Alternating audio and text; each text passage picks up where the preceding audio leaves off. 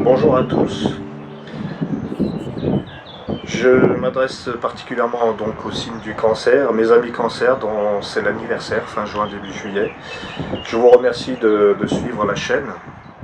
J'espère que le son est bon. Il y a un petit peu de vent au Puy-en-Velay puisque je vous parle depuis le Puy-en-Velay, cette magnifique ville de Haute-Loire. Vous avez derrière moi le rocher Saint-Michel, un des nombreux monuments dédiés à Saint-Michel, l'archange. Donc tout en haut de ce rocher à aiguille. Donc le cancer, un petit mot sur ce signe qui nous rappelle qui l'on est et d'où l'on vient. Un signe de racine, un signe d'intériorité, un signe d'émotion. L'humain, c'est de l'émotion, c'est vrai. Donc j'aime beaucoup ce signe pour cette dimension, puis cette magie qu'il a, cet émerveillement. L'émerveillement du cancer, la sensibilité, la délicatesse du cancer, mais aussi ses pardons, évidemment. Le cancer, c'est aussi quelqu'un qui porte des blessures, comme tout le monde, évidemment, qui a sous la carapace quelque chose qui peut être fragile. Mais c'est pour ça que c'est un signe qui nous rappelle cet univers dans le ventre de la maman, ce début de la vie, la source avec un grand S. Le cancer avec sa magie étoilée, sa lune. Voilà, c'est un signe qui nous ramène un petit peu à nos origines. À l'origine, l'humain a aussi cette dimension cosmique, nocturne, invisible, qui est toute dans le ressenti et qui est vraiment très puissante en fait. Il y a aussi cette dimension des racines chez le cancer. Les racines, c'est important, il sait d'où il vient, il n'oublie pas, puis il se fait un bon représentant de l'endroit qu'il aime. Par exemple, au Puy d'ailleurs, moi je connais beaucoup de Poneaux qui sont très très fiers de leur ville, ils peuvent. Mais c'est vrai que non loin d'ici, il y a une ville dont moi je suis un natif et j'en suis très fier aussi. En fait, je crois qu'on a un amour pour les débuts de notre vie, pour l'endroit qui nous a accueillis, puis c'est une sorte de respect, on a envie d'honorer ces endroits-là. Il ne s'agit pas de juger, évidemment.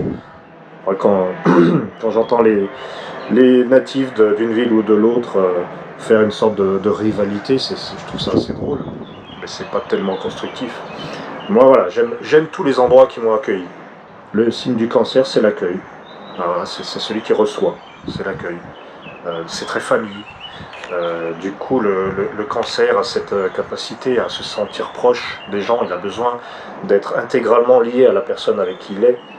En amitié, voilà, le cancer, il est amour, en fait. Voilà, c'est vraiment un signe fascinant. Je pense que ce mois de juillet va être fort sympathique pour vous les cancers.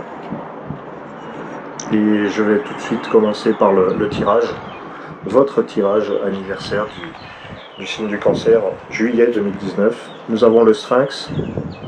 Le Sphinx qui vous ressemble un petit peu quelque part, parce que le Sphinx est un peu mystérieux. Il intègre des parties qui peuvent paraître contradictoires en lui. Il est à la fois, jour et nuit, masculin et féminin, positif et négatif.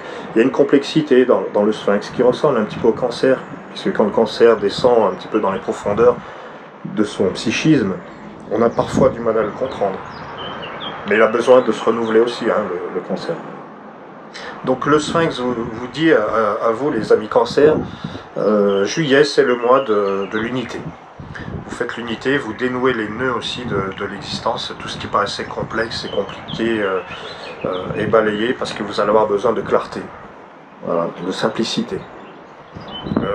Les aides sont les bienvenues. Si vous avez besoin d'aide pour quelque chose, un soutien, un partenariat, le Sphinx symbolise ça et il vous dit que vous pouvez compter dessus.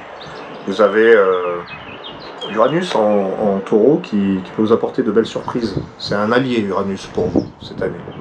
Donc c'est des choses surprenantes, la monotonie est bannie un petit peu avec Uranus. Vous pouvez vivre des aventures nouvelles, vous pouvez être tout à fait inspiré. Alors nous avons donc le Sphinx et ensuite nous avons la couronne. Ah, la couronne, à côté du sphinx, c'est bien parce que la couronne, elle rétablit l'équilibre en quelque sorte. Elle vous dit, vous avez tout pouvoir. C'est vous qui tenez les commandes. Donc dans ces moments un petit peu de surprise et de créativité dont vous pouvez faire preuve, ces petits besoins de partir à l'aventure un petit peu, vous avez la couronne, c'est-à-dire que vous pouvez compter sur votre propre pouvoir, vous pouvez avoir confiance en vous, c'est vous qui gérez en quelque sorte. Ça favorise donc à la fois les partenariats et les aides des autres, mais aussi le fait de prendre en main sa propre indépendance. La carte suivante, donc le scarabée pour vous. C'est marrant parce que le scarabée, c'est l'ancien nom du signe du cancer. Alors, je trouve que c'est assez drôle parce que entre le scarabée et le cancer, il y a donc symboliquement quelques ressemblances, notamment cette carapace du scarabée qui est là pour le protéger. Alors en harmonique, le scarabée, c'est celui qui vient déstabiliser, comme Uranus d'ailleurs, donc il y a une petite redite. Donc il est vraiment question de prendre le pouvoir sur votre vie avec cette couronne juste avant, et avec le scarabée, afin de modifier quelque chose, afin de surprendre. Voilà. Il y a vraiment l'idée, en plus au mois de juillet, au 1er juillet, il y a Mars dans votre signe. Hein, Mars c'est l'action. Donc il y a de l'énergie à revendre pour le cancer. Quelle est donc la quatrième carte? C'est la salamandre, une énergie vraiment restructurante. Il y a besoin de balayer le passé et de passer à quelque chose de nouveau, donner un second souffle. Il y a beaucoup. Là, vous avez de l'énergie, en fait. Vous avez de l'énergie pour prendre en main, en fait, les trois cartes qui viennent de passer. La couronne, le scarabée et la salamandre font partie de la même famille, le principe 1, qui est le principe des origines, le principe de l'initiative. Le 1, c'est un nouveau départ. Et là, ça demande de modifier les structures internes que vous avez, les structures habituelles. Alors ça peut faire peur, mais là, le message, c'est n'ayez pas peur. Du nouveau. Le cancer n'a pas peur de la nouveauté. C'est pas parce qu'il est attaché aux racines qu'il est incapable de changement ou d'imprévu. Et enfin, la carte de synthèse, c'est la mémoire. Donc il y a vraiment quelque chose qui arrive pour la dernière fois. Il y a vraiment une fin de cycle.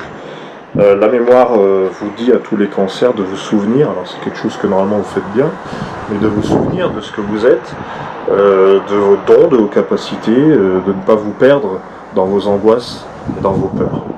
Hein, souvenez-vous de votre pouvoir visionnaire, de votre pouvoir émotionnel.